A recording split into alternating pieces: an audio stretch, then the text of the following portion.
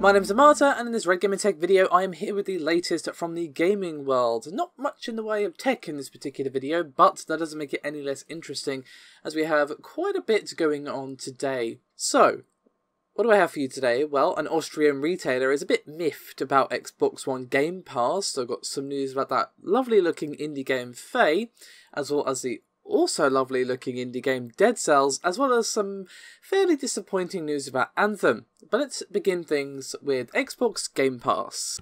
And you guys are probably fairly familiar with what Xbox Game Pass is, but if somehow you're not, it's basically Netflix but for Xbox, as you pay $7.99 a month, that's pounds of course, to enjoy unlimited access to over 100 games on the both Xbox One and of course Xbox 360, as well as a discount on Xbox One game purchases and 10% on all related add-ons.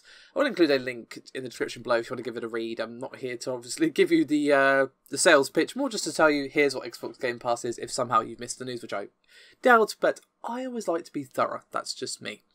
Anyway, the real news is about the Austrian game retailer Gameware, who are a bit peeved at Microsoft, it seems, as they've decided, in reaction to the fact that Xbox Game Pass has now launched, they told Game Markt that all Microsoft's consoles have been discontinued throughout their stores. They will no longer sell Xbox Ones due to the fact that Xbox Game Pass is offering Microsoft titles on release day. So that's what they're peeved about, the fact that new games are being offered on Xbox Game Pass on release day. They basically said to Games Market that they had no reason to continue selling Microsoft consoles, as doing so, quote, brings zero merit and only expenditure if Microsoft afterwards wants us to profit from the marketing of the software only. Who wants to do business alone should do the work alone.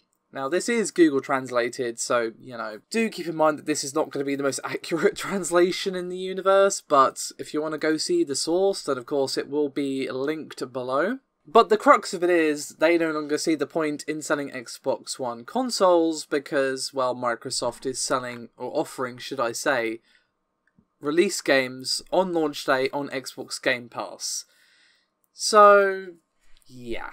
This does feel a bit like, well, fine then. I guess we won't sell your consoles anymore, stupid Microsoft backer.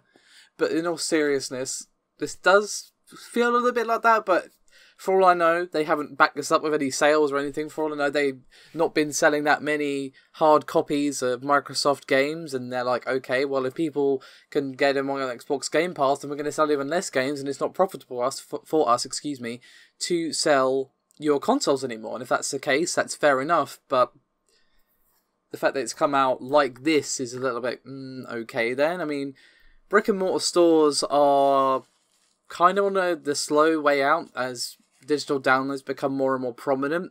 I mean, I think there'll always be physical games, or at least, to the point where the internet is amazing for everybody ever. But they'll probably just be bought on stuff like Amazon and, I was going to say Play.com, but that reveals my age a little bit. Play.com is not a thing anymore. But regardless, buy through sites like that sort of thing.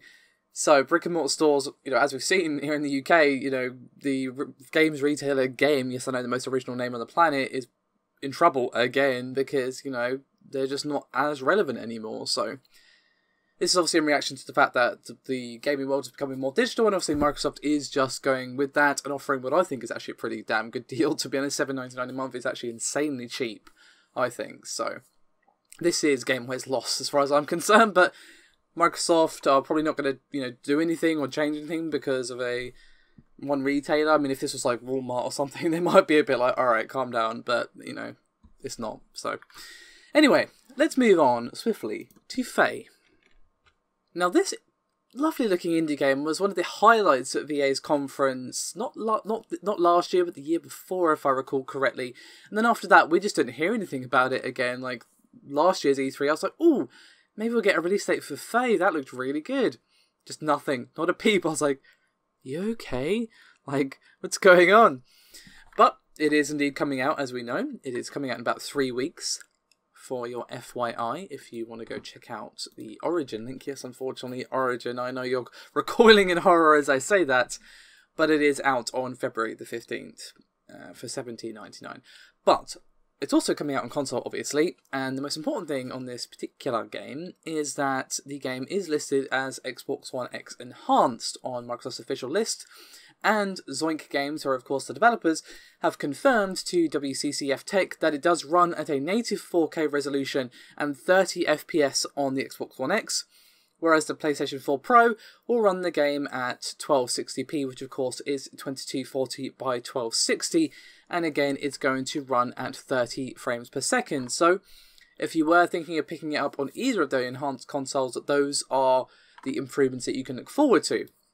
To be honest, I think it's awesome that an indie game, even if it is technically being quote-unquote published by EA, it's still an indie game at heart. I think with the style, it's very indie and its ideas that we've seen expressed to us. Obviously, I haven't played it, it's not out yet, but it is an indie game in its soul. So the fact that they've bothered to do this at launch, especially, I guess just to show you, like, this is what EA's help does, I guess, but it's also really cool because the game also looks really gorgeous, and the thought of playing this in 4K is pretty sweet. But personally, I'm just going to do that on my PC, but obviously it's nice that they've done this for anyone playing on console as well. So with that quickie out of the way, let's move on to another swift piece of news with Dead Cells. As regular viewers on the channel will know, I love Dead Cells. In fact, I'm doing a sort of Let's Play series thing of it at the moment. There's only 2 episodes available, but go check it out if you want to have a look-see. It is a very cool game indeed. Kind of, you know, like a Dark Souls-esque roguelike Metroidvania thing. It's really cool and really fun to play, even if I'm crap at it. However, up until now, it's only been out on Steam on early access, but Motion Twin, the developers, have discussed console versions of the game before, but they have announced specifics today saying that Dead Cells is in the works for Nintendo Switch, PlayStation 4 and Xbox One. And the producer of the game, a fellow by the name of Steve Philby, said, quote, "We're thrilled to finally confirm that we'll be bringing the Dead Cells experience to console players. Unfortunately, he didn't have a release window for us. He just said later this year, and obviously it's not even out of early access yet on PC. And when he was asked, hey, when are these games coming out?" and obviously meaning the PC versions as well as the console versions, he said, quote, "Ideally, we would like to release all the console versions and the PC versions simultaneously." So obviously it doesn't tell us when, just that when one set of players gets it, the other set will as well, if everything goes to plan, of course. They are handling the port themselves, but they have hired some extra people to do that. Now, he obviously described the simultaneous launch as challenging, but seemed fairly confident that they're on the right track to do so. And they're also planning on bringing the game to Mac and Linux over the summertime. Unfortunately, he also didn't know how much it's going to cost on console. Obviously, that's going to be a thing. They're undoubtedly going to, well, they are going to probably take the cost into account of bringing it over to the system. They would obviously like to keep it the same, but, you know, reality sometimes doesn't forget what we would like to do. Obviously, it was originally $16.99, that being dollars, of course, on early access on PC, excuse me. But it did actually recently go up to $20 or $19.99 to be exact on both Steam and GOG. So it had an increase in price shortly after the Christmas sale, I believe it was. So the final pricing does depend on, again, the cost involved to bringing it to the systems. The Nintendo Switch is probably going to be hit by the Switch tax because every game has been, like we saw recently with Darkest Dungeon, that game is significantly more expensive than it is on any other systems, at least for the physical version. I'm not talking digital, I'm talking physical here. Whether or not this has a physical version, well, I doubt it. That'd be nice, but I doubt it. So I think this is awesome, to be honest. Like, I might be tempted to buy this again on Switch because the thought of playing this on the go is like, yeah, you know what? That sounds good, actually. And people on the train or plane or whatever can hear me rage. Like, oh my god, no! But in all seriousness, this is awesome news. More people get to play an excellent game, which is always cause for celebration, as it is truly worthy of everyone's time, especially if you're into difficult games and you like your Metroidvanias. However, I've of course left the star of our show till last, because that's how I roll. So, Anthem.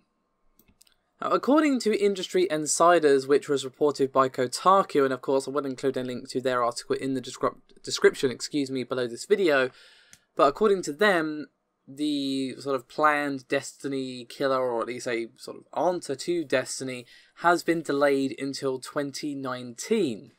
And for those of you who have good memories may recall that at E3 this year it was actually revealed for a fall 2018 release. So now it's just been pushed until early 2019. Further per Kotaku's source, the announcement of that release date, or sorry, the release date itself to be more exact, was quote-unquote never realistic.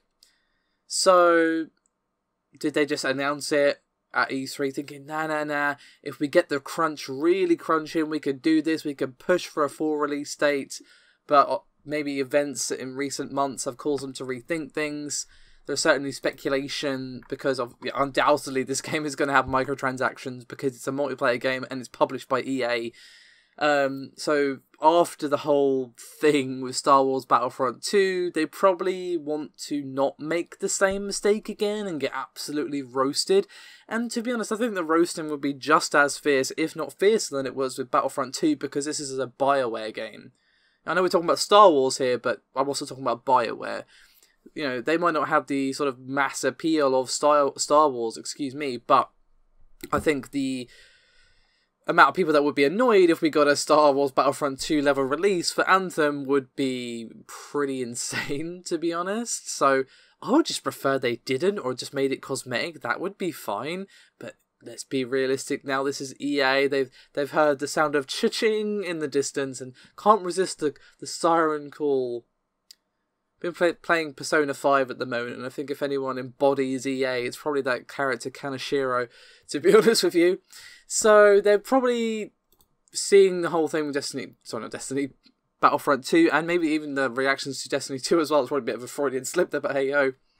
And going, do you know what? We need more time because we don't want to rush this and do the same thing again because, you know, our stocks took a beating and our reputation took a beating, and interestingly enough, the company's shares have closed, according to CNBC, 2.6% lower following the report that Anthem has been delayed. So obviously this is a highly anticipated project, you know, not just by gamers, but obviously, you know, investors and all that boring stuff. So I'm not surprised to see it take a hit, and obviously EA are well aware that that was probably going to happen, but they're probably thinking, hey, we'll take a worse hit if it comes out and the same thing happens with a huge controversy, blah, blah, blah, blah.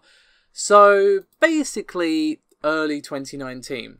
Now what's actually interesting, however, is that ahead of E3, in their financial call, EA actually said that Anthem will be coming out in fiscal year 2019, and early 19 is still financial year 2019.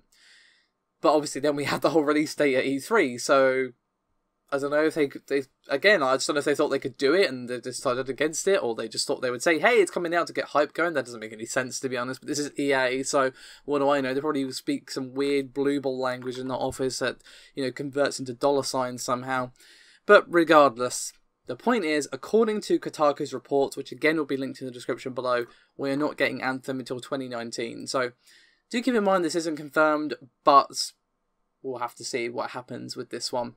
Obviously, if it's actually because like there's something wrong with the game itself rather than, you know, the game store, you know, I'm always in support of them delaying if there's more time needed to actually make sure the game's properly done, not huge bugs, not huge issues, you know, servers, all that sort of stuff, especially more stuff to worry about with multiplayer. So you got a lot of plates to keep spinning. You know, if that's the reason, great, I support it, to be honest. And even, you know, even if it's like, hey, let's make microtransactions, excuse me, not suck, then that's also a good thing. But again, I'd just rather they were cosmetic or weren't there at all, to be honest. But, you know, wish in one hand, shit in the other, see which one fills up first, as they say. But regardless, that is me done for this video. Thank you very much for watching, and I'll see you next time.